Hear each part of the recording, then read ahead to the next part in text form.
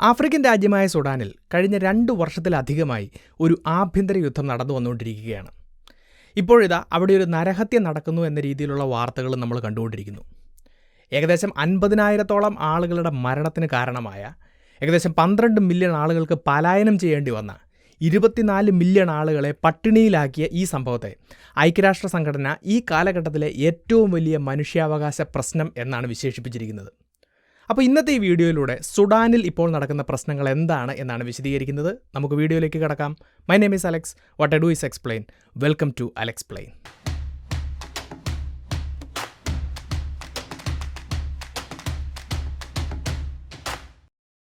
അപ്പോൾ വീഡിയോയുടെ തുടക്കത്തിൽ പറഞ്ഞതുപോലെ കഴിഞ്ഞ 2 വർഷത്തിലധികമായി, കൃത്യമായിട്ട് പറഞ്ഞാൽ 2023 ഏപ്രിൽ മാസം മുതലാണ് സുഡാനിൽ ഒരു ആഭ്യന്തര യുദ്ധം നടക്കുന്നത്. എന്താണ് ഈ യുദ്ധത്തിന് കാരണം എന്ന വിശദമായിട്ടുള്ളൊരു വീഡിയോ 2 വർഷം മുന്നേ തന്നെ ഞാൻ ഈ ചാനലിൽ അപ്ലോഡ് ചെയ്തിട്ടുണ്ട്. അത് കാണാത്തവർക്ക് വേണ്ടിയിട്ട് ഇവിടെ ലിങ്ക് കൊടുക്കുന്നുണ്ട്. എന്നാലും ആ ഒരു കാര്യങ്ങൾ ഈ വീഡിയോയ്ക്ക് വേണ്ടിയിട്ടൊന്ന് ചുരുക്കി പറയാം. അപ്പോൾ 1989 മുതലുള്ള ഒരു 30 വർഷക്കാലം നോക്കുകയാണെങ്കിൽ സുഡാനിൽ ഒമർ അൽ ബാഷിർ എന്ന ആളുടെ നേതൃത്വത്തിലുള്ള ഒരു ഏകാധിപത്യ ഭരണമായിരുന്നു നടന്നിരുന്നത്.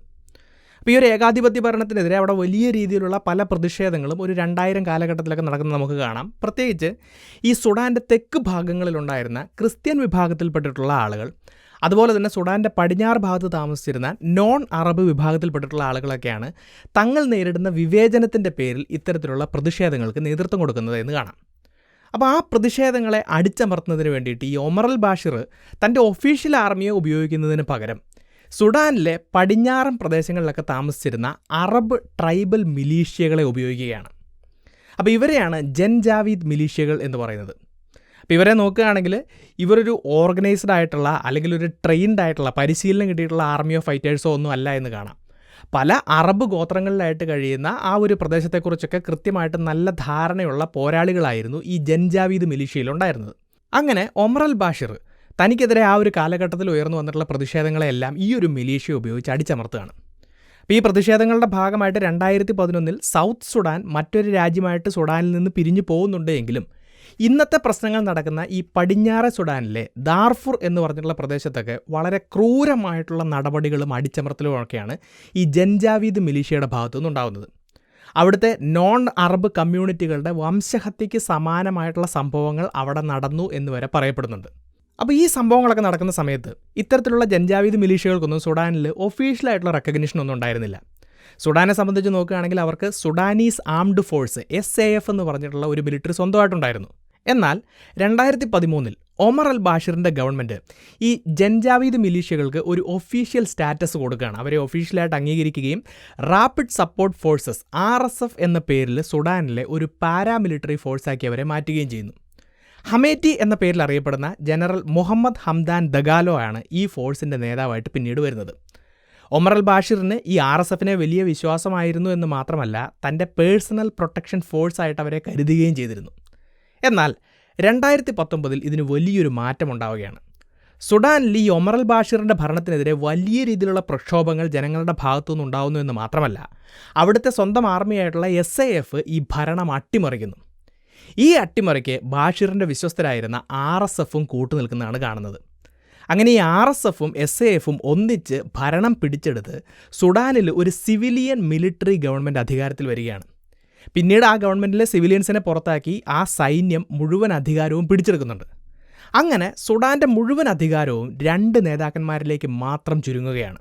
ഒന്നാമത്തേത് ഞാൻ നേരത്തെ പറഞ്ഞ RSFിൻ്റെ തലവനായ ഹമേറ്റി എന്നറിയപ്പെടുന്ന മുഹമ്മദ് ഹംദാൻ ദൊഗാലോ.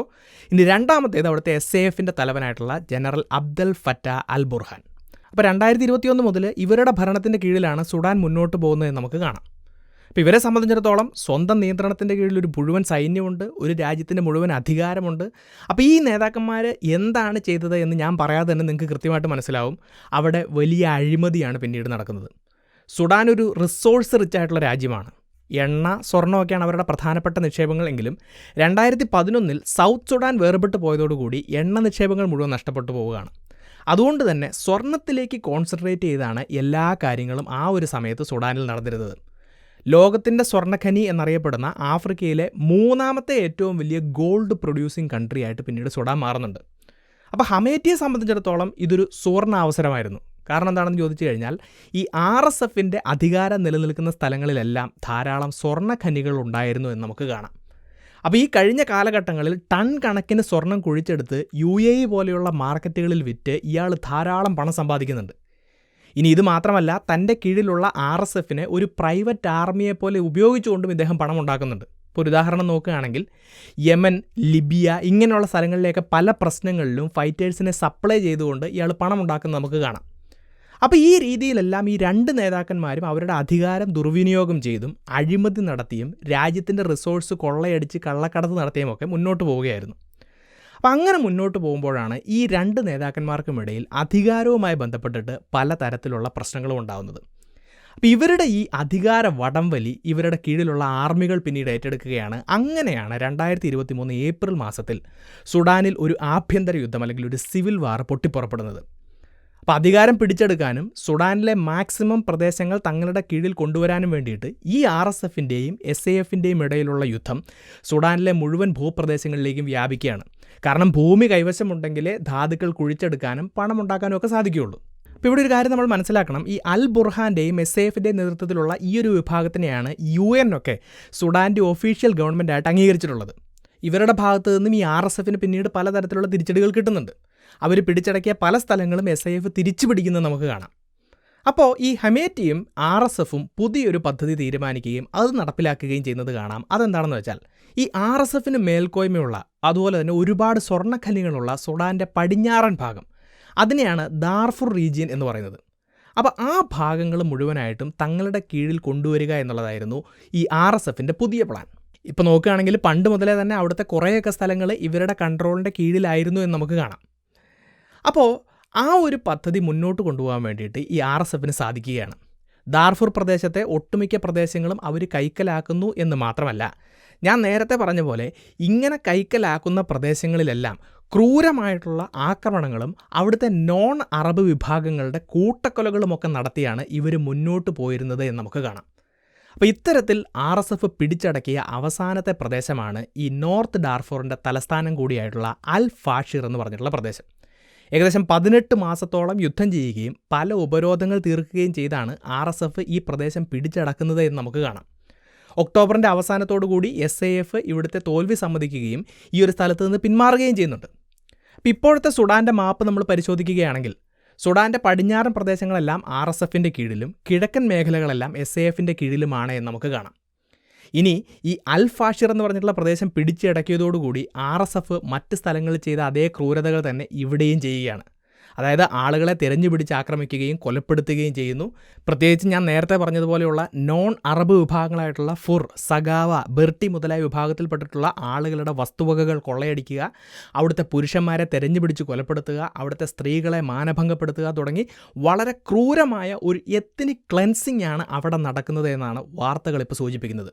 ഇപ്പോൾ തന്നെ യെയിൽ യൂണിവേഴ്സിറ്റിയുടെ ഹ്യൂമാനിറ്റേറിയൻ റിസർച്ച് വിഭാഗം പറയുന്നത് റുവാണ്ടൻ വംശഹത്യയുടെ ആദ്യത്തെ 24 മണിക്കൂറുകൾക്ക് സമാനമായിട്ടുള്ള സംഭവങ്ങളാണ് ഇവിടെ ഈ സുഡാനിൽ നടക്കുന്നത് എന്നാണ്. എന്നാൽ ഇവിടെ ഉയർന്നു വന്ന ഒരു പ്രധാനപ്പെട്ട ചോദ്യമുണ്ട്. ഈ ഇൻ്റർനാഷണൽ മീഡിയയ്ക്ക് ഈ പ്രദേശങ്ങളിൽ കടന്നു ചെല്ലാൻ സാധിക്കുകയില്ല. സുഡാനിലെ മാധ്യമങ്ങളെയും അവിടെ വിലക്കിരിക്കുകയാണ് എന്ന് നമുക്ക് കാണാം. ഈ പ്രദേശങ്ങളിലെല്ലാം ഒരു വലിയ മീഡിയ ബ്ലാക്ക് ഔട്ട് എന്ന സാഹചര്യമാണുള്ളത്. അപ്പോൾ അങ്ങനെ ഒരു സാഹചര്യത്തിൽ ഇവിടെ നടക്കുന്ന കാര്യങ്ങൾ എങ്ങനെയാണ് പുറം ലോകം അറിയുന്നത്? ഇങ്ങനെ പുറത്തു വരുന്ന വാർത്തകളുടെയൊക്കെ സത്യാവസ്ഥ എന്താണ്? ഇവിടെ നമുക്ക് പല സോഴ്സുകൾ കാണാൻ സാധിക്കും. ഈ അതിക്രമങ്ങൾ നടത്തുന്ന RSFലെ ആളുകൾ തന്നെ പല കാര്യങ്ങളും ഷൂട്ട് ചെയ്ത് പല സ്ഥലങ്ങളിലും അപ്ലോഡ് ചെയ്യുന്നുണ്ട്. ഞാൻ നേരത്തെ പറഞ്ഞതുപോലെ തന്നെ വലിയ വിദ്യാഭ്യാസമോ കൃത്യമായിട്ടുള്ള ഒരു ഓർഗനൈസേഷനോ ട്രെയിനിങ്ങോ ഒന്നുമില്ലാത്ത ഈ ആക്രമണികൾ തങ്ങൾ ചെയ്യുന്ന കാര്യങ്ങളൊക്കെ എന്തൊക്കെയോ വീരകൃത്യമാണ് എന്നുള്ള രീതിയിലാണ് ഈ ക്രൂരതകളൊക്കെ ഷൂട്ട് ചെയ്ത് അപ്ലോഡ് ചെയ്യുന്നത്. അപ്പോൾ ഈ വിഷയവുമായി ബന്ധപ്പെട്ടിട്ട് പുറത്തു വരുന്ന വാർത്തകൾ നമ്മൾ കാണുന്ന നടുക്കുന്ന പല ദൃശ്യങ്ങളും ഇങ്ങനെ പുറത്തു വന്നതാണ് എന്നുള്ള കാര്യം മനസ്സിലാക്കുക. ഇനി ഇത്തരം സ്ഥലങ്ങളിൽ നിന്ന് ജീവനോടെ രക്ഷപ്പെട്ടിട്ടുള്ള പല ആളുകളും സുരക്ഷിതമായിട്ടുള്ള സ്ഥലങ്ങളിലേക്കും അതുപോലെ തന്നെ അഭയാർത്ഥി ക്യാമ്പുകളിലേക്കും ഒക്കെ രക്ഷപ്പെട്ടു വരുന്നുണ്ട്. അപ്പോൾ അവർ പറയുന്ന കാര്യങ്ങളിൽ നിന്നും അതുപോലെ തന്നെ അവരുടെ ദേഹത്തെ മുറിവുകളിൽ നിന്നുമൊക്കെയാണ് ഈ ക്രൂരതകൾ മനസ്സിലാക്കാൻ വേണ്ടി സാധിക്കുന്നത്. ഇനി ഏറ്റവും പ്രധാനപ്പെട്ട അതുപോലെ തന്നെ വളരെ ഞെട്ടിക്കുന്ന ഒരു കാര്യം യെയിൽ യൂണിവേഴ്സിറ്റി ടീം പുറത്തുവിട്ട ചില സാറ്റലൈറ്റ് ചിത്രങ്ങളാണ്. അൽ ഫാഷിർ പ്രദേശത്തെ പല സ്ഥലങ്ങളിലും മനുഷ്യ ശരീരങ്ങൾക്ക് സമാനമായിട്ടുള്ള വസ്തുക്കൾ കൂട്ടിയിട്ടിരിക്കുന്ന ചിത്രങ്ങളും അതുപോലെ തന്നെ പല സ്ഥലങ്ങളിലും ചുവന്ന നിറത്തിലുള്ള ഏരിയകളുമെല്ലാം ഒരു കൂട്ടക്കൊലയുടെ തെളിവുകളായിട്ട് അവർ മുന്നോട്ട് വയ്ക്കുകയാണ്.